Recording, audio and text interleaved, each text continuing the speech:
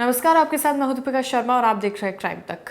Israel, America और Iran की जंग का 24वां दिन है और इसी बीच ईरान ने 3 नई शर्तें भी रख दी है।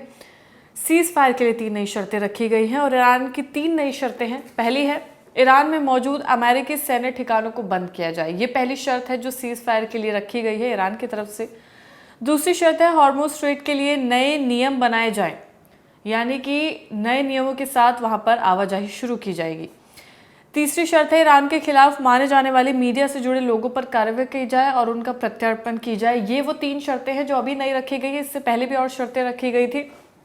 उसमें ये था कि सीज फायर के लिए भविष्य में दोबारा युद्ध ना होने की गारंटी दी जाए, यानी कि दोबारा ईरान पर कोई भी हमला नहीं किया जाएगा। इस बात की गारंटी ईरान ने मांगी थी शर्त में। दूसरा है, नुकसान का मुआवजा दिया जाए, यानी कि जितना भी नुकसान इंफ्रास्ट्रक्चर का हुआ है या फिर वहाँ पर मौजूद जितने भी मिसाइल यूज़ की गई हैं उनका मुआवजा दिया जाए। इसके अलावा तीसरी शर्त है, पूरे क्षेत्र में चल रहे युद्ध को खत्म किया जाए, यानी कि युद्ध खत्म करने के लिए, सीज फायर के लिए ये तमाम शर्तें ईरान की तरफ से रखी गई हैं। कुछ शर्तें पहले रखी गई थी, 3 शर्तें पहले रखी गई थी, 3 शर्तें और अब नई रखी गई हैं। इसके अलावा बड़ा अपडेट भी सामने आया है। ईरान ने इजरायली शहरों पर क्लस्टर बम दागे हैं, जिस पर तेहरान पर जवाबी हमला हुआ है। ईरान ने रविवार रात इजरायल की राजधानी तेल अवीव समेत कई शहरों पर क्लस्टर बम दागे। इस हमले में करीब 15 लोग घायल हुए, जिसमें से एक की हालत गंभीर बताई जा रही है। कई घरों और सड़कों को नुकसान भी पहुंचा है, इंफ्रास्ट्रक्चर को काफ़ी ज़्यादा नुकसान पहुंच रहा है। इसके बाद इजरायल ने भी सोमवार को ईरान की राजधानी तेहरान में मिसाइल दागे। लगातार दोनों ही देशों की तरफ से जवाबी हमले चल रहे हैं। इस बीच अमेरिका में इजरायल के राजदूत ने कहा कि इजरायल तब तक अपनी सैन्य कार्रवाई जारी रखेगा जब तक ईरान को घुटनों पर नहीं लिया जाता। आज तक की रिपोर्ट के मुताबिक ये खबर सामने आई है। इजरायल अब ऐसे देश के साथ नहीं रह सकता जो उस पर लगातार हमले कर रहा है, ऐसा बयान उनकी तरफ से सामने आया है। दूसरी तरफ ईरानी राष्ट्रपति मसूद ने कहा है कि किसी भी हमले का जवाब मैदान में दिया जाएगा, यानी कि कोई भी झुकने को तैयार नहीं है। अगर ईरान के परमाणु ठिकानों को निशाना बनाया गया तो वो हॉर्मुज स्ट्रेट को बंद कर सकते हैं, जिससे वैश्विक तेल सप्लाई पर बड़ा असर पड़ सकता है। ये वो बयान है जो ईरानी राष्ट्रपति की तरफ से सामने आया है। अमेरिका और ईरान जंग की वजह से एशियाई मार्केट्स में खास गिरावट देखी जा रही है और आज भी काफ़ी ज़्यादा गिरावट देखी गई है, जो ग्लोबल लेवल पर काफ़ी ज़्यादा इफेक्ट कर रही है। ट्रंप ने ईरान को 48 घंटे में हॉर्मुज खोलने का अल्टीमेटम दिया है, यानी कि धमकियां भी दी जा रही हैं, अल्टीमेटम दिया जा रहा है, शर्तें रखी जा रही है। लगातार दोनों देशों की तरफ से ऐसा हो रहा है, जिसके बाद दोनों ही तरफ से हमले और जवाबी हमले की धमकियां दी जा रही हैं।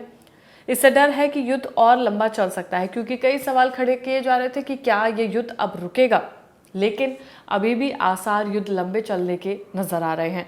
इस डर की वजह है एशिया के कई बड़े शेयर बाजार गिर चुके हैं। मिडल ईस्ट में वर्तमान में जो हालात है उसे देखते हुए कतर, बहरीन, कुवैत और ओमान की कंपनियों ने फोर्स मेजोर घोषित किया है। ये वो तमाम कंट्रीज हैं जो ऑयल प्रोडक्शन के लिए मानी जाती है और ऐसे में फोर्स मेजोर घोषित किया गया है। फोर्स मेजोर क्या है वो आपको बताते हैं। दरअसल फोर्स मेजोर घोषित करने से कॉन्ट्रैक्ट अस्थायी रूप से निलंबित हो जाता है और जुर्माने से राहत मिलती है। हालांकि अगर खाड़ी देश मिलकर ऐसा करते हैं तो सप्लाई चेन बुरी तरह से प्रभावित हो सकती है, बाकी की दुनिया के लिए भी। ईरान के खिलाफ अमेरिका और इजरायल का युद्ध शुरू होने से पहले हॉर्मुज से रोजाना 135 जहाज गुजरते थे और अब कोई 1 या 2 ही जहाज गुजर रहा है, यानी कि 135 जहाज़ों का ना गुजरना ये अपने आप में ग्लोबल लेवल पर किस तरह की तबाही मचा सकता है वो सुनकर ही पता चल रहा है। लेकिन ईरान ने हॉर्मुज को लगभग बंद कर दिया है और केवल एक आध जहाज है जो वहां से गुजर पा रहा है। इसके अलावा जीसीसी यानी कि गल्फ कोऑपरेशन काउंसिल, जिसमें 6 अरब देश शामिल हैं, इन देशों के पास फोर्स मेजोर घोषित करने का ठोस आधार भी है। फोर्स मेजोर में कॉन्ट्रैक्ट अस्थायी रूप से निलंबित हो जाता है और ये आधार इसलिए है इनके पास क्योंकि इस वक्त जंग चल रही है। ईरान के साउथ पार्स गैस फील्ड पर इजरायली हमले के बाद उसने कतर के रास लाफान इलाके को निशाना बनाया है। रास लाफान समुद्री रास्ते में गैस आपूर्ति का दुनिया का सबसे बड़ा गैस सिस्टम है। इस पर हमले से पूरे सिस्टम को भारी नुकसान पहुंचा है। बताया ये जा रहा है कि इसे फिर से ठीक करने में काफ़ी साल लग सकते हैं, तो नुकसान काफ़ी ज़्यादा भुगतना पड़ रहा है इस वॉर के बीच। और ईरान की तरफ से इजराइल में क्लस्टर बम भी दागे गए हैं, जिसकी वजह से काफ़ी ज़्यादा जो जवाबी कार्रवाई है वो भी लगातार हो रही है। इस पर एक खास रिपोर्ट है हमारी, जहां पर उस जगह पे जहां पर एक क्लस्टर बम दागे गए हैं, वहां से खास रिपोर्ट सामने आई है, वो आपको दिखाते हैं।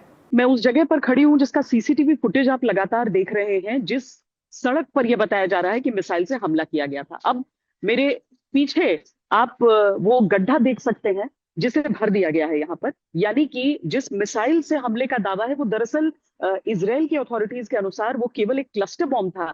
और यहाँ पर ये जो गड्ढा आप देख रहे हैं उसे करते हुए, ये गड्ढा पीछे इजराइल का झंडा यहाँ पर लगा दिया गया है। एक घर का कांच टूटा हुआ हमें दिख रहा है।